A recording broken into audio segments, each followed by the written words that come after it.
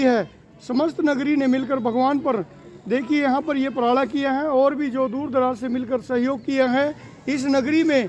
देखिए नाम ही भगवानपुर इस नगरी का है। हमारे संत कंवरपाल ब्रह्मचारी जी ने पहले ही बहुत कुछ बताया है, हमारे संत ज्ञान जैन दास जी महाराज जी ने बहुत कुछ अवगत कराया है, हमारे जो संत शमशेर दास जी ने भी बहुत कुछ आपको अवगत कराया है, हमारे संत रोशन दास जी और संत रामेश्वर मिश्रा जी और हमारे रामेश्वर कदौला जी है और मई दास जी और भी हमारे संत मेघदास जी और हमारे संत महापुरुष बैठे हैं जितने मंच पर, संत सोमदास जी।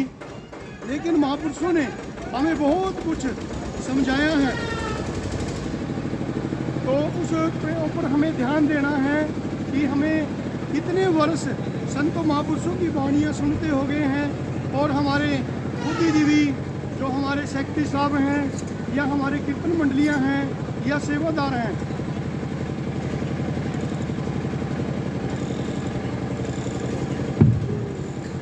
देखिए जितने भी हमारे संत जनों ने प्रवचन किए हैं उन प्रवचनों का अमल करें। देखिए प्रवचन तो हो चुके हैं कि हमारे जो संत ब्रह्मचारी जी प्रवचन करता और हमारे संत जैन दास जी जो इस प्रोग्राम की बड़े सुंदर तरीके से अध्यक्षता की है और सभी का मान सम्मान किया है, और भी हमारे संत सुरेश दास जी और संत पूर्णदास जी प्रधान से, और देखिए जितने भी महापुरुष यहाँ पर पहुंचे हैं ये सब भगवानपुर निवासी जितने भी हैं उनके प्रेम के अंदर यहाँ पर आए हैं। इस प्रेम के अंदर हमें ये दिखाना है कि हमारे संतों ने हमें बताया क्या है, संतों ने प्रवचन क्या किए हैं। तो जैसे सतगुरु रविदास जी कहते हैं कि मन में संतोष रखिए, सबन की करिए सेवा, सेवा सब कुछ देता है, सेवा ही मत त्यागिए रविदास। वो अकाल पुरुष सतगुरु रविदास जी से 645 वर्ष पहले कहते थे कि संसार में जो मर्जी आपको कहता रहे पर आपको सेवा नहीं त्यागनी, सिमरन नहीं त्यागना, अपने प्रवचन नहीं त्यागने, वो प्रवचन आपको करने हैं। तो आज हमारे महापुरुष उन विचारों को सतगुरु महाराज जी को साक्षी मानकर आज हम उनकी वाणियों का ज्यादा से ज्यादा प्रचार प्रसार कर रहे हैं। वर्तमान में हम सतगुरु महाराज जी को पा रहे हैं। जैसे हमारे ब्रह्मचारी जी ने कहा कि हमारे सतगुरु जी हमारे बीच से कहीं नहीं गए, वो वर्तमान रूप में यहीं पर हैं। तो क्यों ना हम अपने गुरु विदास दीप ग्रंथ को, अमृतवाणी को, आदि ग्रंथ को, जहाँ से भी गुरु महाराज जी की वाणी प्राप्त हो उसको हमें शाम सवेरे जपना चाहिए। तो हमें अपने सतगुरुओं के ग्रंथों को ज्यादा से ज्यादा अमल में लेना चाहिए और संतों के प्रवचन को सुनकर अपने जीवन को सतगुरु महाराज जी की वाणी से जोड़ देना चाहिए। आज भगवानपुर गांव के अंदर जो यहाँ की प्रबंधक कमेटी ने और साथ संगत ने मिलकर ये गौ संतों का उपराला किया है, संत महापुरुषों के प्रेम में आज 9 वर्ष 2023 के अंदर 5 तारीख देखी है फरवरी की, उसके अंदर सतगुरु महाराज जी का जन्म दिहाड़ा 646वीं जयंती बनाई जाएगी। और 646वीं जयंती के अंदर आपको क्या करना है कि हमारे मंदिर कम से कम कोई 50 साल से, कोई 20 साल से, कोई 100 वर्ष से हमारे मंदिरों के अंदर सतगुरु की वाणी से हमारे संत लोग प्रचार प्रसार करते हैं। हम उस प्रचार प्रसार से क्या प्रेरणा ली है वो आप देखेंगे कि हमारे सतगुरु रविदास जी ने कहीं नशा नहीं किया, हमारे सतगुरु महाराज जी ने कोई दुर्व्यवहार नहीं किया, उन्होंने शुद्ध वचन बोले हैं और राजे महाराजों और देश के कोने कोने, विश्व के कोने कोने के राजे महाराजों को जोड़ दिया है। जब हमारी शोभा यात्रा या प्रभात फेरी आती है तो उसके अंदर हम सतगुरु महाराज जी की वाणियों का ही गुणगान करें और बड़े डिसिप्लिन से दूसरे के घर में जाकर सतगुरु महाराज जी की आराधना करें। जो भी महेंद्र सिंह जी ने बताया कि हम शीश नुआएं, कहीं भी जाएं तो आदर दिखाएं, माता पिता को माथा टेकें, वो भी आदर ग्रुप देखें, और जो सतगुरु जी के दरबार में आए तब भी पता लगे कि आप गुरु जी को समर्पित होकर नमस्कार कर रहे हैं, दंडवत कर रहे हैं। तो जैसे हमारी शोभा यात्रा हर गांव के अंदर, जैसे हमारे नजदीक बराड़ा है, इसके आसपास के गांव हमारी शोभा यात्रा निकालते हैं। कपाल मोचन में शोभा यात्रा जाती है, यमुना नगर में शोभा यात्रा निकलती है, हमारे देश के कोने कोने के अंदर शोभा यात्रा निकलती है। उस शोभा यात्रा के अंदर आपको पूरे विश्व के अंदर, पूरे देश के अंदर अपना अच्छा मैसेज देना है। शोभा यात्रा का मतलब है कि शोभा, तो आप लोग देखते हैं कि हमें दूसरे धर्मों से क्या शिक्षा मिलती है। जैसे सिख भाई हैं, वो नगर कीर्तन कैसे निकालते हैं, उनकी जबान पर सतगुरु का नाम होता है, उस गुरु का नाम होता है। क्यों ना हमारी जबान के ऊपर भी उस दिन गुरु का नाम हो, किसी की उर्ली पुरली निंदा चुगली या नशा पत्ता ना हो, तब हमारे गुरु का संदेश आपके घर के अंदर होगा। तो हमारे संतों ने प्रवचनों के द्वारा बहुत कुछ बताया कि आप हमारे 646वें जन्मदिवस पर एक मैसेज ऐसा लगाएं कि आप जब नगर कीर्तन ले जाएं, उसके अंदर कीर्तन ही कीर्तन करते जाएं। जो हमारे कीर्तन करता है, संत जन हैं, उनके प्रवचनों को सुनते जाएं, कीर्तन वाले के कीर्तन सुनते जाएं। जब कोई जयकारा एक लगाए, उसके पीछे बोले।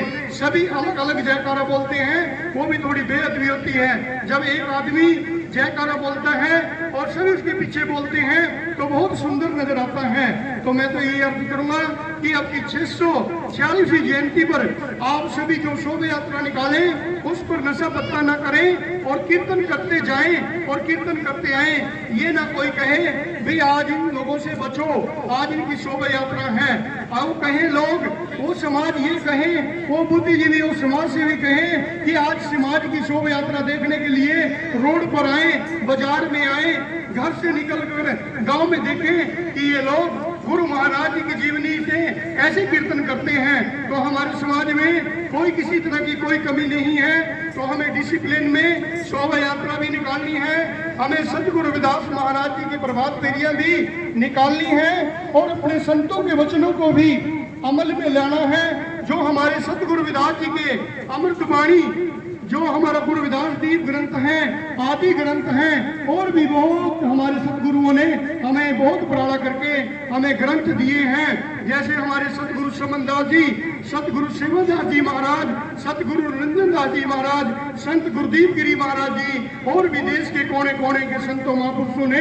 हमें वाणियों से अवगत और सतगुरु महाराज जी की वाणियों से अवगत कराया हुआ है। क्यों ना हम उनके जीवन से शिक्षा लेकर, जैसे हमारे श्री गुरु रविदास मंदिर डेरा बाबा लाल दास कपाल मोचन के अंदर सतगुरु रामदयाल जी ने 1962 के अंदर गुरु रविदास दीप ग्रंथ लिखकर हमें दे दिया, उसको हम कितना जपते हैं। हमारे देखिए कानूनी सलाहकार ये इतनी बड़ी बड़ी किताबें पढ़कर हमारे डिसीजन देते हैं। क्यों ना हम भी अपने गुरु रविदास दीप ग्रंथ को पढ़कर अनुभव कराएं, अपने जीवन के अंदर ग्रहण करें कि हमारे सतगुरुओं ने कितनी मेहनत की। आज उनका लिखा हुआ ग्रंथ हम ना पढ़ सके, कोई आपसे पूछ ले कि आपके कितने शब्द हैं और दीप ग्रंथ के कितने पन्ने हैं और अमृतवाणी के कितने पन्ने हैं, कितने अंग हैं और कितने आदि ग्रंथ के अंग हैं और कितने मंदिर के अंदर कमरे हैं, गांव के अंदर विकास कहां से हो रहा है, वो हर संगत को पता होना चाहिए कि हमारे बुद्धिजीवी समाज सेवी कहां से योगदान ले रहे हैं, कहां से कर रहे हैं। उनका भी हमें धन्यवाद करना चाहिए।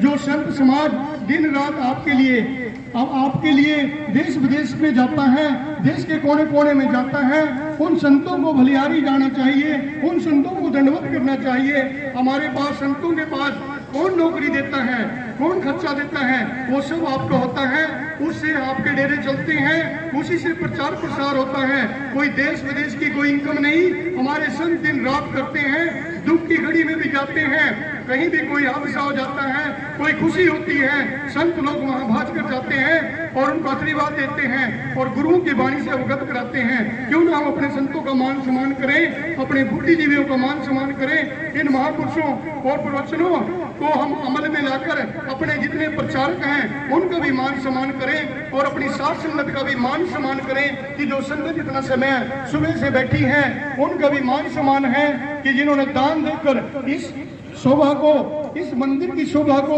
और इस संत सम्मेलन की शोभा को आज हमारी प्रबंधक कमेटी ने गांव भगवानपुर में इतना बढ़िया सुंदर तरीके से 2023 के अंदर पहला संत सम्मेलन कराया है। और जो गुरु रविदास महाराज जी की 646वीं जयंती है, इसकी खुशी में भी ये समागम हुआ है।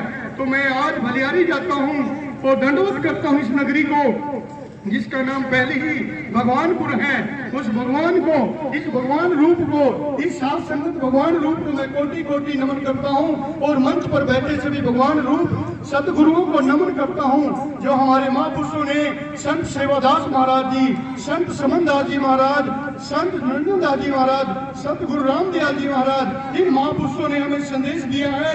उन महापुरुषों के संदेश को हमें मानकर अपने जीवन के अंदर प्रेरणा लेनी है।